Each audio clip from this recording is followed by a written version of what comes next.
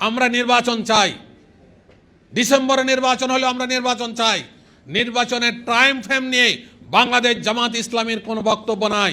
বক্তব্য একটাই, সেটা হলো জুলাই সনদের আইনগত ভিত্তি দিতে হবে এবং পিআর পদ্ধতিতে ইলেকশন দিতে হবে।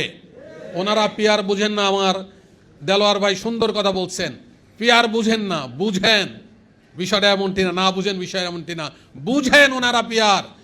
এই জন্য বুঝেন না, পিআর পদ্ধতিতে হলে পরে নির্বাচনে পাশ করতে পারবে না।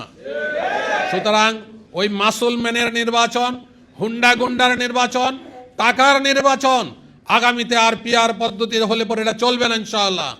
জাতি আস্তে আস্তে আজকে পিআরের দিকে নজর দিচ্ছে।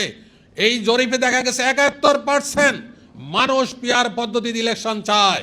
সুতরাং রাজনৈতিকভাবে একমাত্র একটি দল ছাড়া বাকি সবাই পিআর পদ্ধতিতে নির্বাচন চায় এবং পিআর পদ্ধতি নির্বাচনের সুফল আজকে আপনারা এখানে যারা আছেন তারা সবাই বুঝেন না।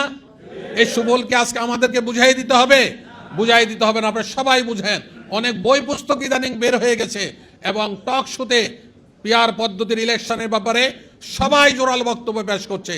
সর্বশেষ একটা বিষয় আপনার জানাই, এই জাস্ট আধা ঘন্টা আগে ইলেকশনের রোডম্যাপ ঘোষণা করেছে নির্বাচন কমিশন থেকে। আমরা ধিক্কার জানাই, কোনো ধরনের সিদ্ধান্ত ছাড়া, পিআর পদ্ধতি ছাড়া এই জাতি কোনো নির্বাচন মেনে নেবে না।